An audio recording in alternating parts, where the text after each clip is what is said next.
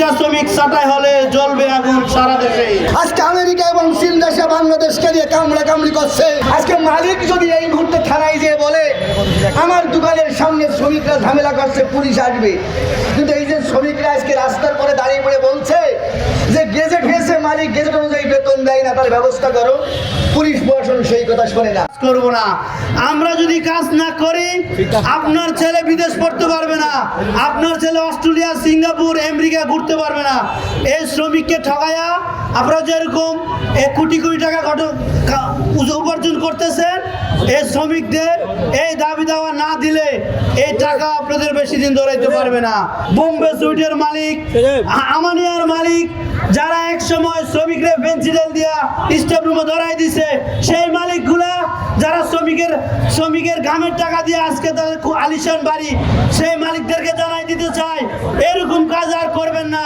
যদি করেন ঢাকা শহরে আপনার ব্যবসায়ী করতে পারবেন না। এই ৯/৬ আর চলবে না।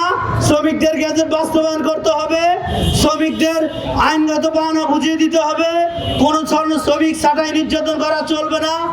এটাই বলবো, যদি একটা শ্রমিক ছাঁটাই হলে জ্বলবে আগুন সারা দেশে। বোম্বে সুইটসের শ্রমিকদের উপরে নিপীড়ন, নির্যাতন এবং পাওনা দাওনা না দিয়ে বিদায় করে দেয়া। আমাদের দেশে আইন আছে, কথা ঠিক, কিন্তু সমস্যা হচ্ছে আমাদের আইনটা কখনো শ্রমিকের কাজে লাগে না, না লাগার কারণে শ্রমিকদের আইনের পরে ভরসা রাখে না, থানায় যেহেতু আগ্রহ প্রকাশ করে না। আজকে মালিক যদি এই মুহূর্তে থানায় যেয়ে বলে আমার দোকানের সামনে শ্রমিকরা ঝামেলা করছে, পুলিশ আসবে, কিন্তু এই যে শ্রমিকরা আজকে রাস্তার পরে দাঁড়িয়ে পড়ে বলছে যে গেজেট হয়েছে, মালিক গেজেট অনুযায়ী বেতন দেয় না, তার ব্যবস্থা করো, পুলিশ প্রশাসন সেই কথা শোনে না।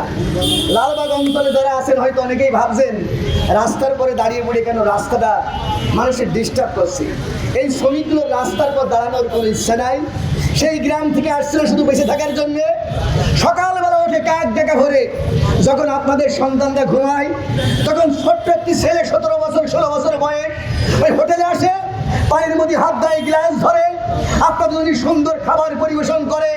আর নিষ্ঠুর বাস্তবতা হচ্ছে মালিক তার বেতন না দিয়ে তাড়িয়ে দেয়, তখন রাষ্ট্র সরকার কথা বলে না। আজকে আমেরিকা এবং চীন দেশে বাংলাদেশকে নিয়ে কামড়ি করছে। আজকে বাংলাদেশে চট্টগ্রামে চাই আমেরিকা পোর্ট চাই, চীন চাই মোংলা বন্দর, আজকে সবাই চাই বাংলাদেশটাকে লটে পিটে খেতে। আর সেই লড়াই সংগ্রামে জনগণ যাতে অংশগ্রহণ করতে না পারে, তার জন্য এই চেতনা সেই চেতনা হিন্দুরা, মুসলমান, বৌদ্ধ না খ্রিস্টান নানান কথা তোলা হয়েছে। আমরা শ্রমিক, আমাদের একটাই কথা, দুনিয়ার বাস্তব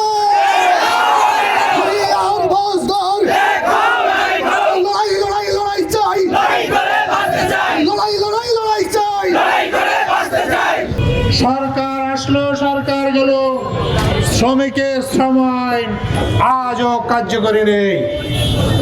আমার মনে আছে এই বোম্বে সুইটসানের সাথে ইউনিয়নের একটি চুক্তি স্বাক্ষরিত হয়েছিল। সেই চুক্তি অনুযায়ী মালিককে আইন মানার কথা তিনি মানছেন, এখন কারা চালে আমরা জানি না, কারণ 20 বছর পর্যন্ত আমরা এই সংগঠন, এই প্রতিষ্ঠানের সাথে আমাদের সম্পর্ক নেই। বন্ধুগণ, আমরা যারা এই হোটেল চালাই তাদেরকে বলতে চাই, বর্তমান গেজেট অনুযায়ী শ্রমিকদের মজুরি দিবেন। আর কোন শ্রমিককে যদি ছাড়াই করেন, বর্তমান আইনে 10 বছরের উপরে কোন শ্রমিক যদি চাকরি করে, তাকে চাকরিকালীন বিদের ক্ষতিপূরণ হিসেবে 1.5 মাসের মজুরি দিতে হবে।